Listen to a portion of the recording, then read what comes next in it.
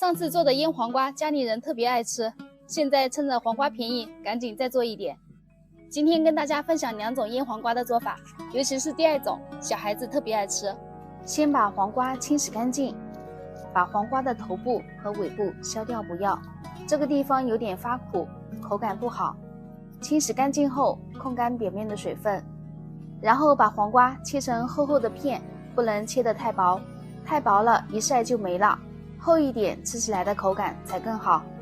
全部切好装入大盆中，再加入适量的食盐，先给黄瓜杀一下水，把它们充分的抓拌均匀，然后腌制5个小时左右。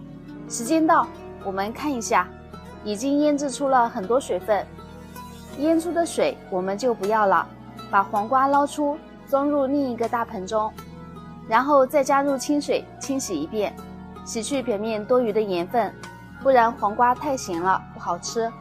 洗净后控水捞出，再把黄瓜倒在簸箕上晾晒，尽量摊开铺得薄一些，这样更好晒干。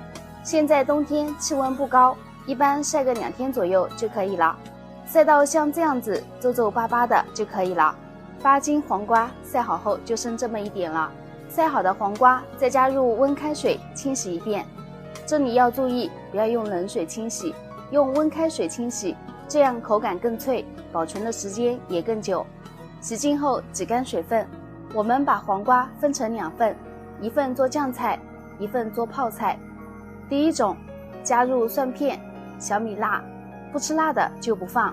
然后准备酱料，锅中倒入1碗清水，半碗生抽，半碗陈醋，一勺老冰糖，一勺老抽，然后一边煮一边搅拌，把冰糖化开。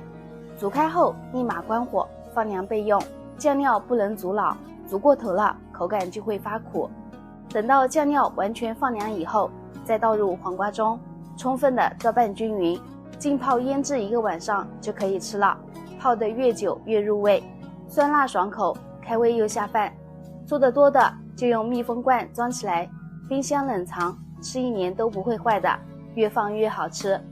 第2种做法，准备半个苹果切成细丝，再放入黄瓜中，然后加入适量的辣白菜调味料，其他的任何调料都不用放了，再把它们充分的抓拌均匀，拌匀后就可以直接吃了。